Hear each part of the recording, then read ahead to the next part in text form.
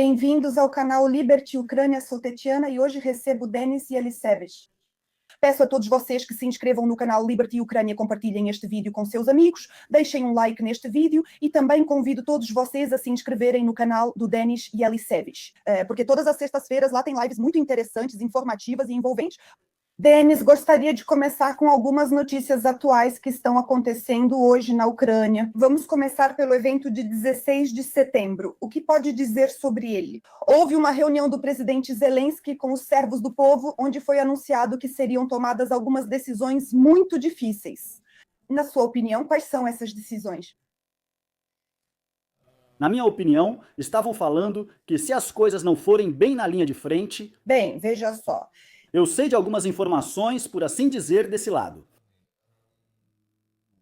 Internamente, todos estão prontos para a troca de territórios. Zelensky está pronto para a troca de territórios. Outra conversa. Ele quer receber em troca algo que lhe permita concorrer nas eleições. Tempo. Acho que não sou eu que algo está errado, que não sou eu. Mas, por exemplo, eu ouvi de várias fontes... A tensão entre Zelensky e Stefanchuk, presidente da Rada Suprema. Discutiram sobre deputados, poucas pessoas estavam na reunião, ou seja, todos entenderam.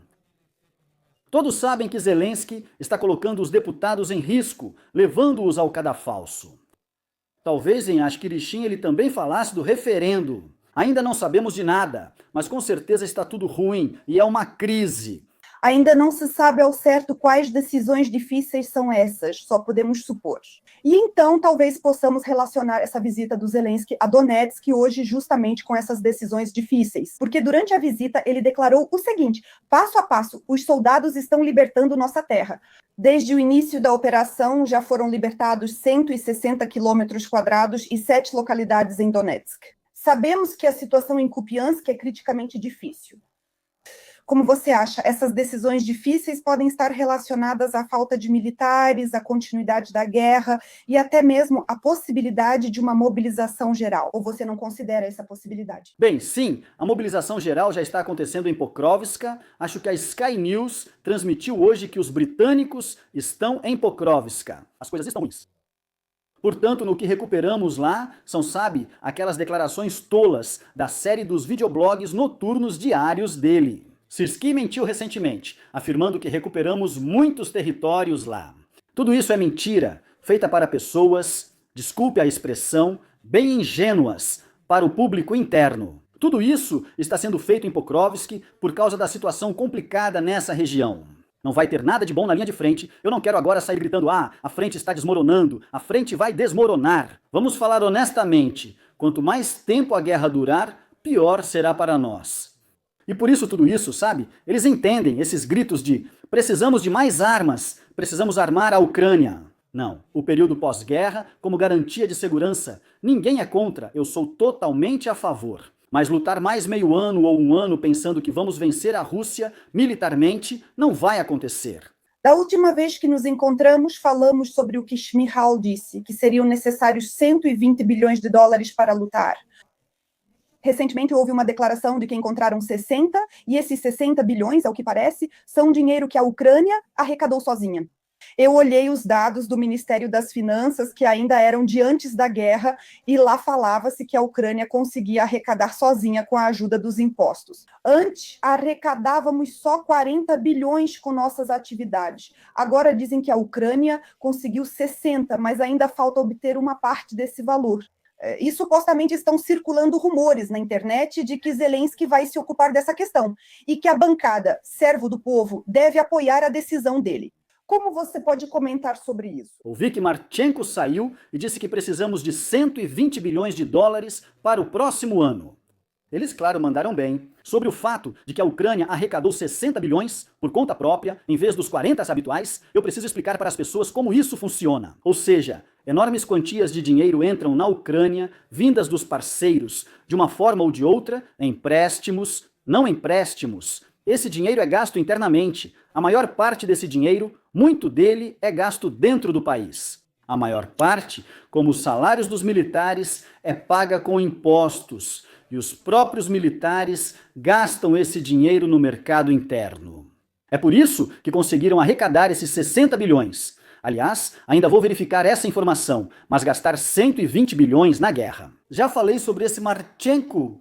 Eles aparecem com uma cara tranquila, declaram isso, fazem pose com uma cara tranquila, declaram. E aí eu abro a da internet. Todos os deputados já compraram Mercedes novos durante a guerra, além dos próprios deputados. Por exemplo, o amigo do Zelensky, Pikalov, comprou para si um carro retrô desses para apreciadores, um Ford Torino. E a Nina Sokolova comprou um Volvo por 50 mil dólares em 2023, durante o auge da guerra. Lá publicam sobre todos e depois leio sobre alguns desses personagens. Falcões da guerra, dentro e fora da Ucrânia, falam em guerra existencial. Mostrem essa guerra existencial.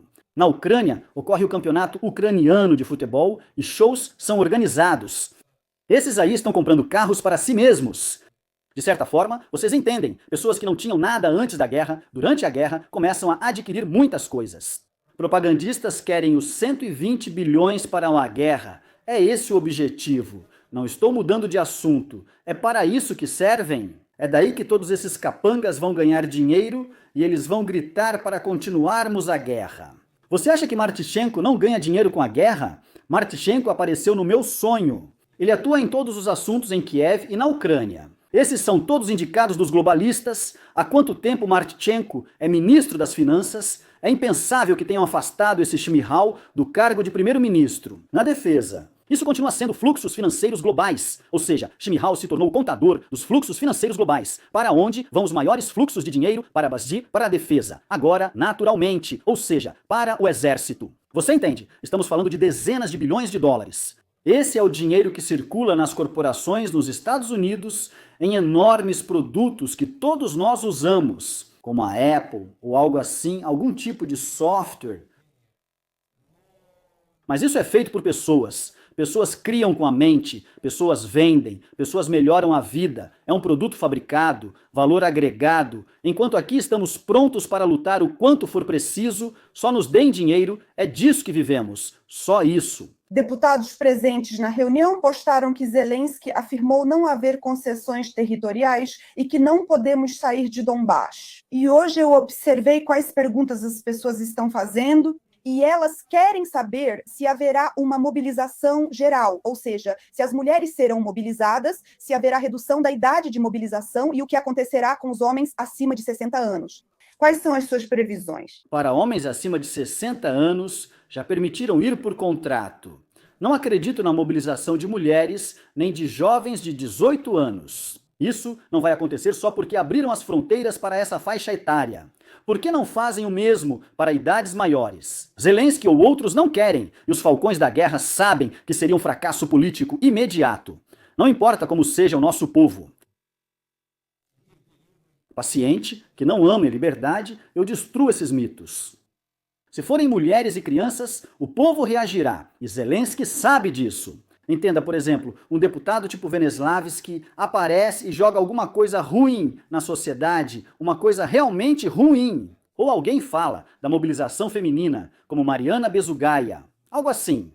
Eles analisam como a sociedade reage, sabem quais temas abordar e têm grandes orçamentos, estudando tudo cuidadosamente. Se algum tema é inevitável, eles o aquecem gradualmente. Na sociedade, eles legalizam tudo com apoio de cabeças falantes e militares fantasiados de barbearias. É assim que funciona. Eu não acredito em nada disso. Eu acredito no endurecimento da mobilização, ou seja, naquela que já existe. Eu acredito no endurecimento, ou seja, no desdobramento para um caos gigantesco. Sabe como dizer? O plano A é semanário, o plano B é virar mendigo.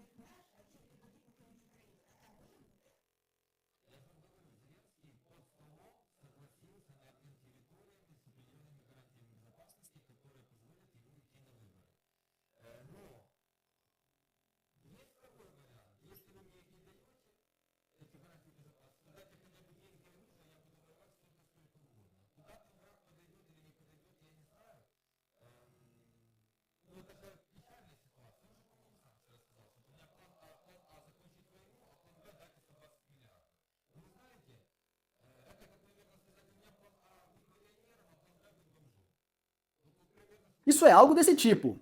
Tudo isso chega a ser engraçado, mas eu digo para vocês, os deputados já entenderam tudo há muito tempo. Veja os comentários em qualquer rede social. No Instagram do Zelensky, nas postagens no X e nas cabeças falantes. No Telegram, o controle é maior. Vejam, Ermac compra bots vietnamitas para posts no Facebook. 17 mil curtidas, sendo 13 a 15 mil de perfis Malia, sem foto. São comprados por mixaria. Ou seja, entendem? Isso é um reino de hipocrisia, um reino de hipocrisia. Hoje saiu no meu canal um vídeo sobre Alina Mikhailova. Ela é militar voluntária, já tem 2 Mercedes e quer um Rolls Royce. Esse é o país da hipocrisia, ou seja, tentam nos fazer passar o preto por branco, confundir os conceitos de bem e mal, de certo e errado, se esconder atrás da guerra militar. Fechem todas as bocas, nós vamos fazer isso. É uma enorme cadeia e pirâmide. Sim, Zelensky e Ermac lideram essa quadrilha. Mas como o dinheiro é enorme, isso desce até os menores peixes. E esses pequenos, ao se unirem com os fortes, contra os fracos, sentem sua impunidade, sua superioridade. Mas superioridade sobre quem? Sobre a classe criativa, empresários, trabalhadores. Isso já é um sinal. Vocês não são necessários na Ucrânia. Vão embora, fujam, façam o que quiserem, mas não fiquem aqui. A Ucrânia e o Reino Unido ratificaram oficialmente uma parceria centenária nas áreas de segurança, defesa, economia e tecnologia. Estamos falando sobre o quê? Sobre o fato de que, em 16 de setembro, quando aconteceu o encontro entre Zelensky e os servos do povo, eles ratificaram essa parceria entre o Reino Unido e a Ucrânia. Mas o que é interessante nessa situação? Os deputados supostamente viram quais documentos, o que eles preveem, mas aparentemente há algum tipo de segredo ali. É como o famoso gato no saco. Tudo está relacionado ao fortalecimento da resiliência da Ucrânia, diz Zelensky, ao desenvolvimento da Ucrânia, mas isso não tem nada a ver com a votação no parlamento. O que você acha que é esse gato no saco? Que surpresas nos aguardam? Eu vou te dizer, eu não vou procurar gato no saco lá. Vou te dizer outra coisa. Eu mesmo já estou lá há muito tempo. Se eu for presidente, proibirei Boris Johnson de entrar na Ucrânia. Se eu, ou pessoas como eu, assumirmos o poder, vamos cancelar esse acordo com o Reino Unido, pois foi assinado por um parlamento e presidente vencidos. Só há exceção se forças de direita, como o Partido Reformista, assumirem o poder no Reino Unido. Nigel Farage. Pessoas normais, com quem se pode trabalhar e que não colaboram com globalistas. Sim, e você sabe como é isso? Bem, os interesses da Ucrânia lá estão sendo entregues, porque se você olhar, o acordo com os Estados Unidos da América é normal. Eu, apesar de ser contra Zelensky, apoiei esse acordo, porque isso é negócio, e ele é totalmente transparente. Sobre o Reino Unido, como você disse, quase nada sabemos. Por 100 anos, pense bem, eu nunca vi um contrato de aluguel por mais de 49 anos. No setor comercial, 100 anos é uma loucura. Ou seja, a pessoa assina algo para uma geração ou 2 à frente, nem sabemos se isso será cancelado, é um contrato ilegal. Quero te dizer, se calcularmos o valor dos empréstimos que ele pegou para a guerra, assinou papéis desse tipo. O que espera o futuro da Ucrânia será igual ao atual. Ou seja, é um país sem economia, integração mundial ou influência. As pessoas se surpreendem porque queremos decidir, mas tudo é resolvido em Moscou, Washington e Londres. Sem economia, não decidiremos por nós mesmos, nem teremos força.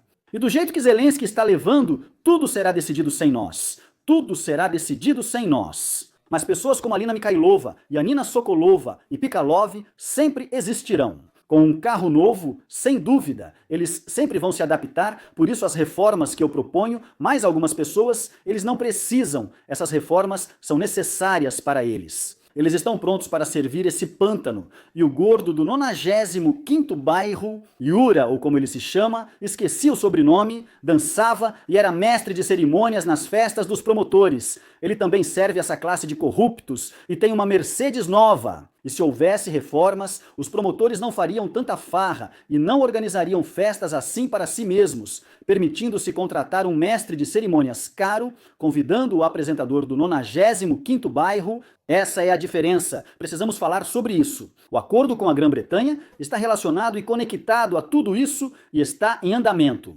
A Ucrânia não é um país para se viver. É tipo, sabe, num projeto de vaca leiteira. Ordenharam, uns fugiram, outros ainda ficaram, se adaptaram, outros chegaram ao poder. Isso simplesmente destrói o país e pronto. Consequências terríveis. Sem dúvida, as consequências terríveis hoje não são publicadas pela mídia, mas pelos canais do Telegram. Sobre o fato de que 1.000 corpos de soldados mortos foram devolvidos à Ucrânia, essa é uma situação extremamente triste. Gostaria de perguntar por que exatamente esse acordo foi assinado no momento em que Donald Trump está em Londres. Isso está de alguma forma relacionado ou não? Eu não sei. Eu sei que Donald Trump foi para lá com sua equipe. Eles estão impondo condições ao Starmer. Isso trata de encerrar a perseguição à liberdade de expressão, principal exigência dos Estados Unidos. Voltar às origens, nas quais a Grã-Bretanha se tornou grande, nas quais a América se tornou e continua sendo grande. Isso é liberdade de expressão. Imigrantes ilegais devem sair. Trump afirmou hoje: vamos mobilizar a Guarda Nacional e os militares para essa limpeza. Será que isso vai acontecer? Starmer, ele é estranho e há muito material comprometedor sobre ele. Ele vai ficar lá balançando a cabeça, sim, presidente Trump, tudo certo, você é ótimo, você vai fazer tudo agora, Trump vai embora, e eles continuam com as mesmas coisas. O Reino Unido precisa de eleições antecipadas. Garanto que elas ocorrerão até o final do primeiro trimestre do próximo ano. Eu acho que este ano eles vão conseguir, vai chegar um governo de direita, o Reino Unido vai se tornar completamente diferente. Completamente diferente. Trump foi lá para resolver questões políticas, talvez aconteça algo fantástico e Trump acabe educando Starmer, pressionando ele. Ou ofereceram a ele cooperação financeira, cooperação econômica, que o incentive a fazer essas coisas, mas eu não acredito nessa opção, porque os esquerdistas são pessoas terríveis. Ou talvez haja algum interesse de Starmer e Trump em relação aos minerais sobre os quais foi falado, sobre os quais foi assinado um acordo entre a Ucrânia e os Estados Unidos? Nós sabemos que entre a Ucrânia e os Estados Unidos foi assinado, mas se também haverá entre a Grã-Bretanha, isso ainda não se sabe. Esse encontro pode ter relação com os minerais e sua exploração? Como essa questão está sendo abordada? O que você acha? Eu não sei, eu não estou lá, ainda não tenho essa informação. Mas sabe, eu sou a favor dos negócios, a Ucrânia precisa fazer negócios. Temos esses minerais. Mais uma explicação para as pessoas. Por que começaram a colocar as pessoas contra esse acordo com os Estados Unidos já assinado? Nós nunca conseguiríamos extrair esses minerais. Requer investimentos enormes. É necessária estabilidade política, são necessárias tecnologias que a Ucrânia nunca teve e nunca terá por conta própria. Ela pode ficar lá debaixo da terra e nada acontece. Mas é possível fazer disso um negócio e ganhar dinheiro. E claro, é preciso fazer negócios, ganhar dinheiro, mas em condições de mercado. É vantajoso para ambos, embora não seja 50-50, pois você tem mais recursos. Sem você, não sou eu. Você consegue sozinho, eu não. Você pode minerar em outro país, tem tudo para isso, e é vantajoso. Isso é a chegada dos negócios americanos. Entenda, quando isso acontece, vão abrir centenas de escritórios americanos em Kiev. As pessoas vão vir gastar dinheiro, é assim que deve ser, dinheiro. As pessoas precisam viajar e interagir. Eu não sei qual é o papel da Grã-Bretanha nisso, entende? A Grã-Bretanha é um país muito, como dizer, único, interessante. Assim como na Rússia, os serviços secretos dominam o país, mas e quanto ao país em si? Ou seja, na Rússia quem manda é a KGB e lá quem manda são os serviços secretos, que fazem várias coisas pelo mundo todo. Por exemplo, isso não interessa à Ucrânia agora. Um novo primeiro-ministro do Reino Unido pode influenciar algumas coisas, mas outras não. Os serviços secretos seguem seus próprios interesses e às vezes não obedecem. A situação ali ficou fora de controle. Além disso, lá tem a Câmara dos Lordes, e ainda existe essa questão da monarquia. Pessoas do mundo árabe vão para lá com muito dinheiro, compram clubes de futebol e imóveis. Podemos imaginar, só para fantasiar, que alguém é subornado, entra lá e multidões de imigrantes ilegais chegam por acaso e depois elegem seus próprios prefeitos? Isso é uma longa cadeia de tecnologias para criar um califado na Europa. Veja que tipo de país é a Grã-Bretanha. Depois decidiram algo sobre a Rússia, que é de fato um inimigo geopolítico e uma ameaça séria para a Grã-Bretanha. E claro, então quem pode ser nosso escudo, quem está em situação difícil lá é a Ucrânia. Assisti a uma entrevista da Pugacheva e descobri que a filha dela é Kristina Rabakaite. Fecharam a entrada para a Lituânia ou Letônia, mesmo ela sendo cidadã da União Europeia. Agora vi uma informação por lá. Nesses países bálticos, crianças aprendem a operar drones e países como Grã-Bretanha tentam influenciá-los, assim como a Ucrânia, mas sem sucesso. Vocês vão ser o escudo, nossos lá, vocês lá, deixem as crianças controlarem os drones. Vamos dividir vocês pelo critério linguístico. Lutem contra a Rússia, enfraqueçam-na, enquanto reequipamos o exército, tentamos recuperar a economia e vivemos normalmente com calma. Sou a favor da Grã-Bretanha, é um grande país, até pouco tempo eu era a favor dela. Mas não à custa da Ucrânia. Podemos negociar e fazer tudo juntos, mas não às custas dela. Não desse jeito para que a gente tenha cemitérios de quilômetros de extensão. E criaram o ditador Zelensky, foi o Boris Johnson que criou o ditador Zelensky. Os príncipes da Espanha batiam palmas e elogiavam. Que bom você é! Esse cara transformou a Ucrânia na Rússia. Estamos conversando com você sobre o que está acontecendo na Inglaterra, quais podem ser as perspectivas de relações mutuamente benéficas com a Ucrânia. E Volodymyr Zelensky aponta o que a Europa e Trump estão fazendo de errado. Ele diz que a Europa e a América devem pensar agora na Ucrânia, mas eles só pensam em si mesmos. E você, o que acha? Eles pensam só em si mesmos ou não? América, Europa? Europa, em particular. Eles se preocupam com o seu futuro, realmente de forma decente e honesta, se preocupam com seus habitantes. O que eu quero dizer com isso? Quero dizer que quando a guerra ocorre na Ucrânia, parece vantajoso para eles, mas dependiam da Rússia há anos. Agora, a situação é tal que talvez no futuro houve negociações para comprar o Nord Stream, para que um americano o comprasse de forma privada, para que isso acontecesse. Empresa, assim, Trump considera a ideia de que talvez o sistema de gás, o gasoduto na Ucrânia, também tenha ficado sob controle dos Estados Unidos, e então ele estabeleceu certas condições. Úrsula. E Úrsula concordou recentemente que eles vão abrir mão do gás russo e agora vão comprar gás dos Estados Unidos, e que precisam desses recursos. O que você acha? A Europa está cuidando de si mesma? Ou eles só estão trocando um vício por outro? Estão apenas mudando para outro. Será que Zelensky tem razão aqui, que isso realmente não é sobre Zelensky? Está falando em outro contexto? Zelensky alerta. Se não nos apoiarem, Putin pode atacá-los e destruí-los amanhã, pois vocês não estão preparados para a guerra. Se preocupem conosco, não com vocês. Sabe, eu entrei de propósito, olhei e não comentei nada. Só observei o que os americanos escrevem sobre isso. Não quero ofender Zelensky, só repasso os comentários deles. Ele enlouqueceu, é maluco, tem esquizofrenia, porque você diz para eles, cuidem de nós, não de vocês. Eu digo que a Europa cuida de si mesma, nós acabamos de discutir sobre a Grã-Bretanha cuida de si mesma, certo, errado, obrigado, é outra conversa, a Europa cuida de si mesma. Por que você acha que eles... Aliás, você disse que Úrsula concordou? Úrsula concordou, mas os líderes europeus não, e é assim que eles funcionam. Trump, concordamos, desligamos o telefone e seguimos fazendo do nosso jeito.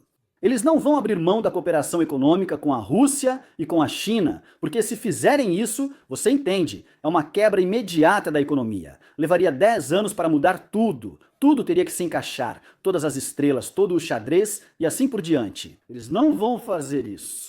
É só isso. Eles agora... O que eles estão fazendo com a Rússia? Deveriam ter criado vários países e imposto vistos aos russos. Houve proposta de negar vistos, mas França e outros países importantes não apoiaram.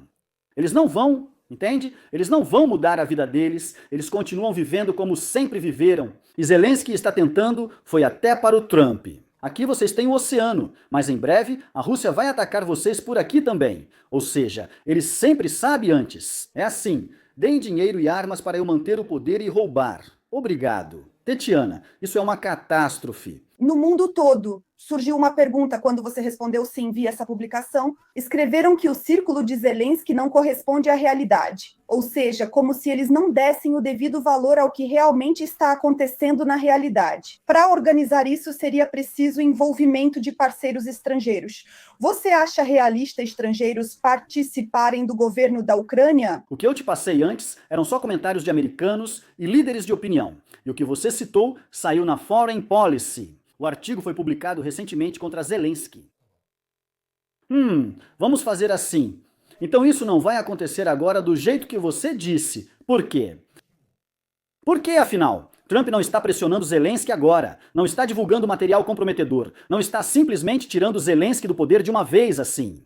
Trump tem muitas outras tarefas nos Estados Unidos agora. É muito importante se agora tentarem tirar Zelensky à força. Eles precisam colocar alguém rapidamente, não preparar alguém por um ano, mas sim colocar uma pessoa rapidamente. Cuidar da Ucrânia agora não dá tempo, Por isso tudo está acontecendo do jeito que está. Trump está tentando acabar com a guerra com as ferramentas que tem agora, sem recorrer a medidas super radicais. Ele disse para a Europa: imponham sanções, eu vou impor sanções. A Europa recusou. Zelensky é de certa forma controlado pelos globalistas, que claramente lhe dão instruções e o direcionam. São todos falcões da guerra, que incitaram o conflito e favoreceram Putin, que já esperava por isso. Depois vieram os que garantiram isso para ele. Por isso, do jeito que você disse, literalmente, não, é impossível.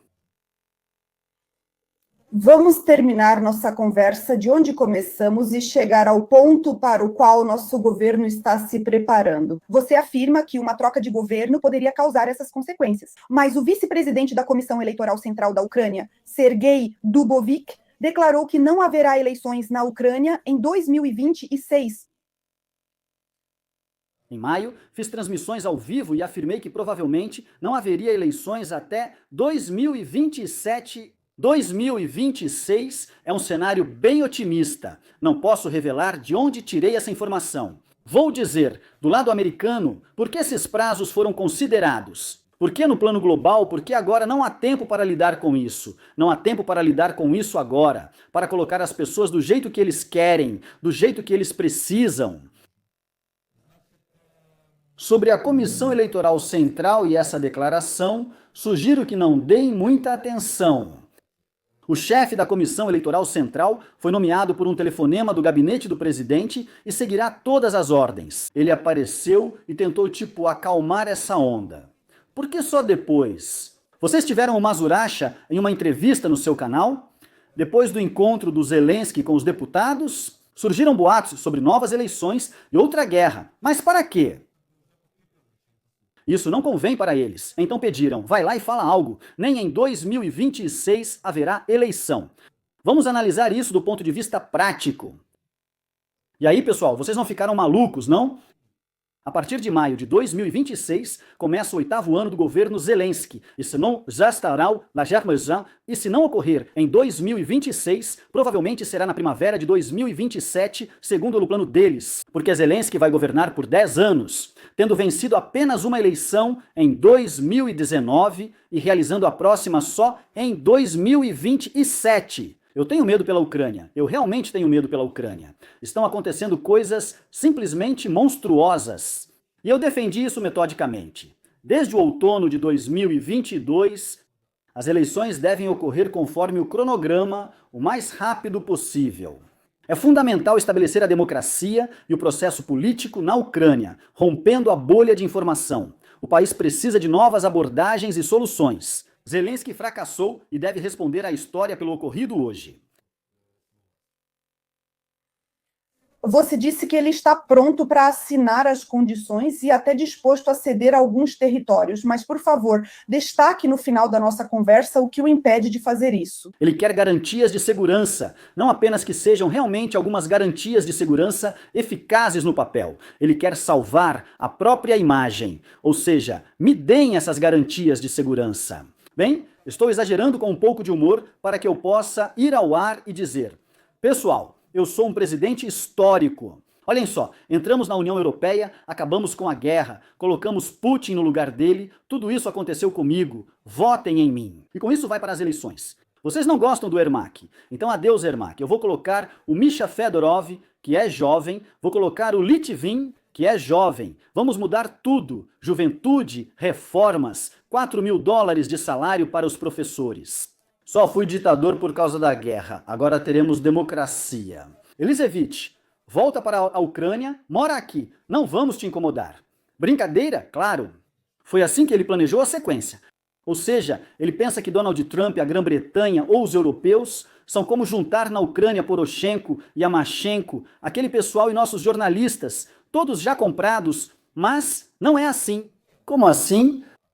Putin quer a mesma coisa. Aliás, ele quer continuar. Putin quer o que precisa para vender para os seus. Claro, se a Ucrânia entregar Donbass pela linha geográfica, pelos limites administrativos, então Putin aparece e mostra: olhem o que eu consegui para vocês, recuperei todo o Donbass, destruí os neonazistas. Bem, ele vai contar suas histórias e o Zelensky também precisa fazer isso. Ou seja, tudo caminha para uma situação em que Putin vai vender a ideia de que eu sou o cara, eu venci, e aqui o Zelensky, eu sou o cara, eu terminei a guerra. É só um joguinho de palavras. Mas para uma pessoa pós-soviética, analfabeta, sem educação, que vive nesses dogmas, com a cabeça cheia de dogmas, isso já vai ser suficiente. Gente, eu quero me dirigir a vocês, por favor, mantenham o bom senso, estabeleçam relações de causa e efeito na cabeça de vocês. E para que vocês possam fazer isso, por favor, inscrevam-se no canal de Denise Elizevich, inscrevam-se no canal Liberty Ucrânia. Muito obrigada por estarem conosco, até a próxima. Obrigada, Denis, até mais. Obrigado.